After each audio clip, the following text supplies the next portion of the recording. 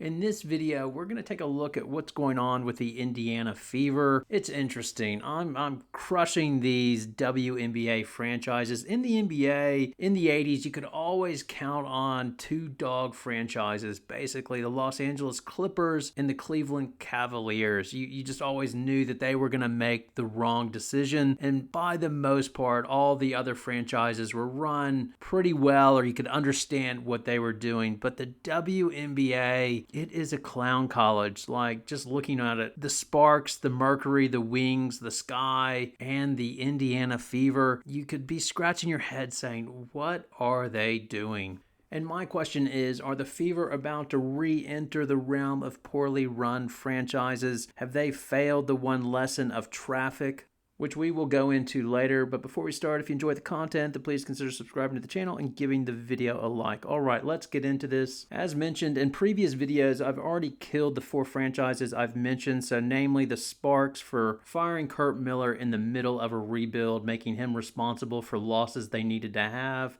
The Mercury for not willing to except they need a rebuild and unable to rebuild because they traded off all their draft capital. The Wings because Greg Bibb runs it and clearly he is not fit to be a GM. Now he's resigned as the GM, he says, but to be determined if that actually happens. And then the Sky, it's just a bad look to hire a coach and then fire her after the first year. It basically reflects poorly on your hiring process, as you knew she was inexperienced coming in, but then didn't have the patience to see it through. And now my question is, are the Indiana Fever about to join this group of poorly run franchises? It seemed like they were on the right track. They finally figured out after the 2022 season that great players often don't make great executives and moved on from Tamika Catchings. They put Lin Dunn in the GM role. She returned.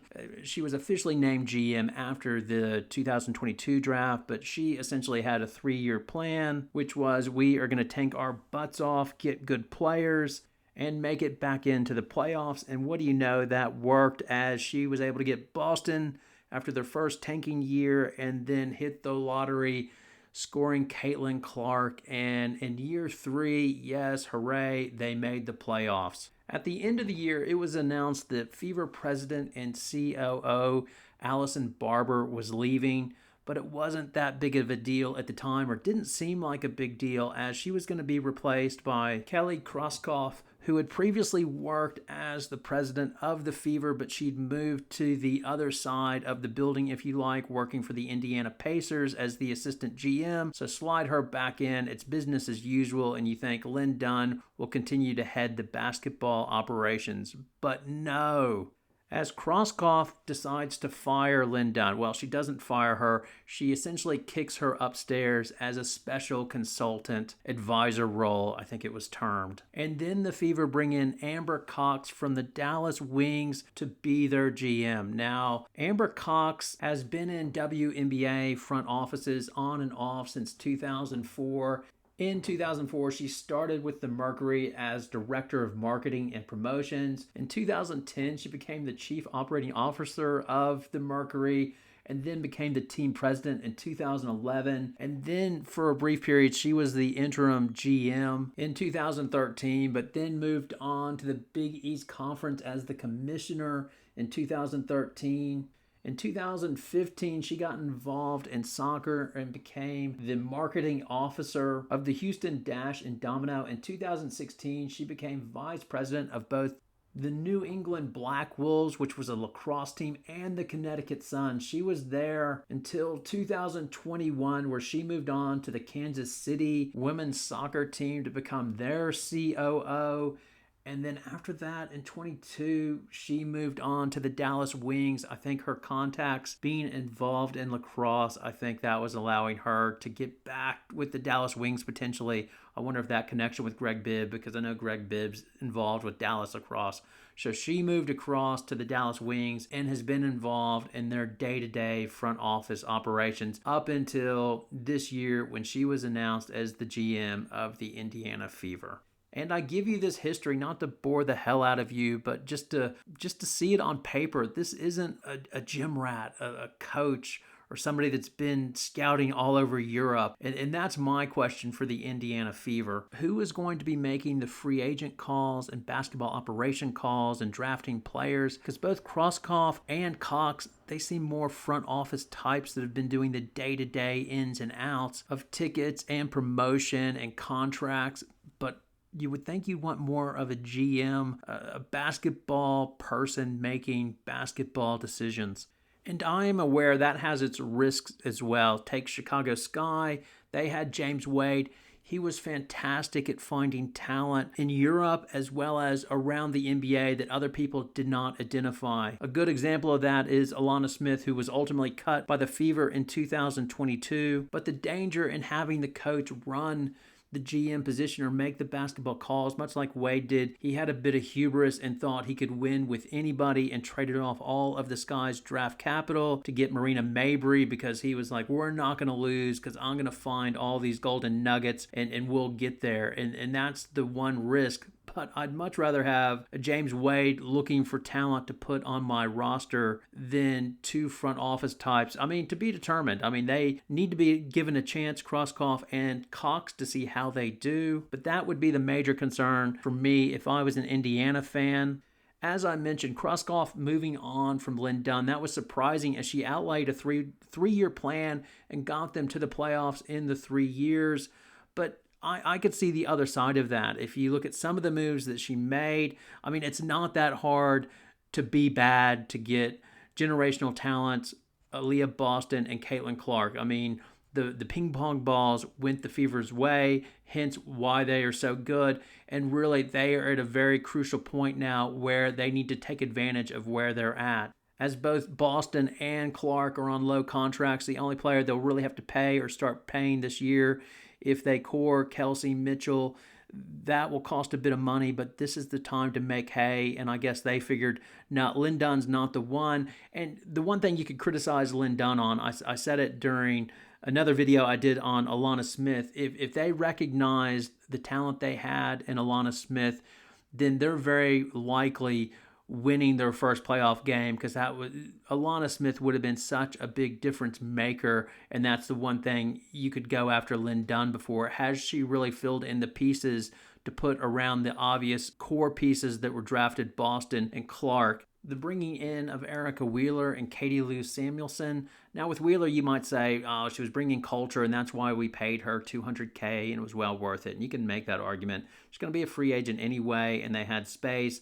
Katie Lou Samuelson, they didn't get what they expected out of her. Was that trade worthwhile, and bringing her on contract and having her on contract for $175 in 24, and she has one more year at $180 in 2025, probably wasn't the best contract. So I do think you can make a justification of why you let her go, but no doubt pushing Dunn aside and then going further and firing Christie Sides is even a bolder move, as Christie Sides gave the front office a bit of coverage. I go back to the movie Traffic, where Michael Douglas is interviewing for the drug czar position, and the guy tells him about how Khrushchev's predecessor gave him 2 letters and said, when you get in trouble, open the first. And sure enough, the guy got in trouble, Khrushchev. He was in a jam. He read the first letter and said, hey, blame everything on me and you'll be fine. And if you get in trouble again, open the second letter. And then sure enough, he got in more trouble. He opened the second letter, and the letter was, yeah, you need to resign and start writing 2 letters. And with the firing of Lin Dunn, or the moving her aside and firing of Christie Sides, essentially they've ripped up that first letter, because if things don't go well next year, the obvious solution would have been to blame it on Christie Sides and move on, because the fans already hate her anyway. But now whoever they hire, and the results are on both of them, so they will have to take responsibility for it. By all accounts, it seems almost like a done deal. Nothing's confirmed or anything, but you have to think that Stephanie White will ultimately wind up with the job, as she's not returning to the Sun, and you just wonder if there have been private channels, and this is why it's all gone down. It almost seems too perfect, which is why I think it might not happen. I don't know. It looks too perfect on paper. Everybody thinks it's going to happen, so obviously she'll probably wind up with the Chicago Sky. My question is, and I said this in another video after Kurt Miller got fired, is White really that much better than Kurt Miller? If you look at their records at the Sun, Kurt Miller's winning percentage was 61%, and he got them to the finals with essentially the same roster that Stephanie White had. Her winning percentage is slightly better at 65%, but is there really a discernible difference between the two?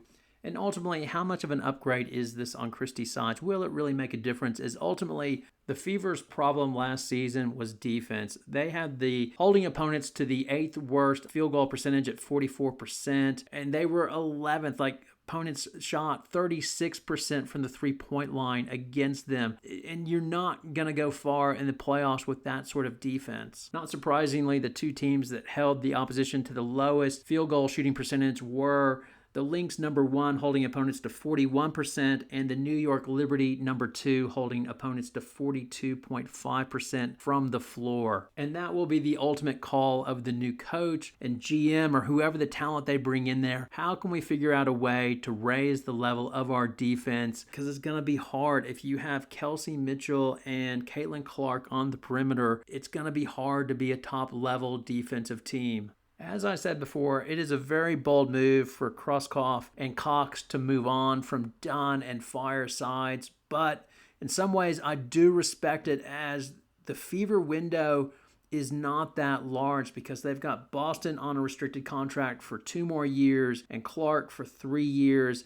And then they'll have to start, much like when an NFL team has a good quarterback, and really they have a good 3 to 4 years to make hay before they start having to pay that rookie quarterback, much like how the Kansas City Chiefs were able to take advantage of Patrick Mahomes being fantastic in his sophomore and early years in the NFL, because it just gives you massive cap advantages. And so if they really thought Sides wasn't the long-term answer, then fine, move off from Sides and get your person in there who you think can lead your organization to the promised land. But really, you've got about 2 or 3 years to take advantage through salary cap, maximizing your salary cap advantage. The last thing I'll leave it with is I wonder if the lack of personnel experience between Krauskopf and Cox, if that will impact on who they hire as coach and if they will give the coach personnel control. If that's the case, then I would think Kurt Miller would be favored over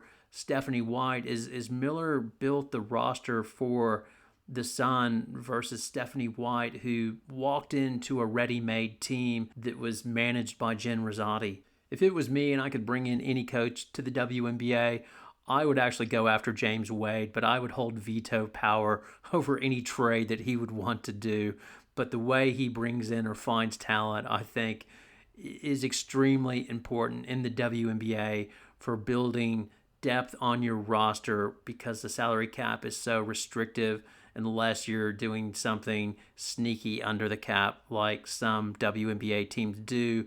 But Wade and I'd say Cheryl Reeve as well, they are 2 of the best at finding gems that nobody else sees. All right, now it's over to you. The firing of Christie Sides and the moving aside of Lin Dunn. A good move, a bold move, which needed to be done in your opinion, or are you a bit nervous about the Indiana future? And if they make the wrong coaching hire, they could resemble the front offices of the Sparks, Mercury, Wings, and Sky. All your comments are welcome, even your poison. Thanks for watching. Have a good night.